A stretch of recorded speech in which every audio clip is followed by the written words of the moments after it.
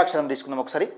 తెలంగాణలో అమాయక పల్లెలు ఇంకా ఆశగా ఎదురు చూస్తున్నాయి. పుట్టిన ఊరు విడిచి ఉద్యోగాలకు ఆశతో పట్నం పోయిన నిరుద్యోగుల కోసం ఇంకా నా పల్లెలు కన్నల్లో వత్తులేసుకొని పడిగాపులు కాస్తున్నాయి. రెక్కాడితే డుక్కాడని పేద బతుకులెన్నో 40 ఏళ్ళు నిండిన కొడుకులకు పెళ్లిళ్ళు చేయలేక లోపల దుఃఖిస్తున్నాయి. కొడుకు కూతుళ్ళ మీద కోటి ఆశలు పెట్టుకున్న తల్లిదండ్రులు ఇలా వడకత్తెరతో పోకలా ఇరుక్కొని తనలాడుతున్నారు. పల్లెటూర్లు విడిచి పట్నం వెళ్ళిన ఎందరో నిరుద్యోగులు సొంత ఊళ్ళకు ముఖం చూపించలేక హోటల్లో బట్టల షాపుల్లో చాలని జీతాలతో బతుకు పోరాటం చేస్తున్నారు. ఉన్న ఊరును విడిచి వెళ్ళలేక కన్న కొడుకులకు దగ్గర పోలేక ఎన్నో ముసలి ప్రాణాలు సగం కూలిపోయిన ఇంట్లోనే కాలాన్ని వెల్లదీస్తున్నారు. గత ప్రభుత్వం చేసిన తప్పిదాలకు శిక్ష అనుభవిస్తున్నారు. బతుకులు మారని ఈ బంగారు తెలంగాణలో అని పెద్దపల్లి రాజన్న.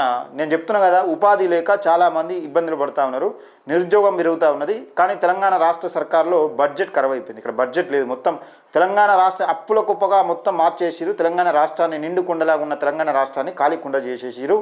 ఇప్పుడు ఏ ప్రభుత్వం వచ్చినా అసలు నడిపియలేని పరిస్థితిలో తెలంగాణ రాష్ట్రం ఉంది. ఆర్థిక సంక్షోభం ఎదుర్కొనే పరిస్థితిలో ఉన్నది, ఆల్రెడీ ఎదుర్కొంటుంది.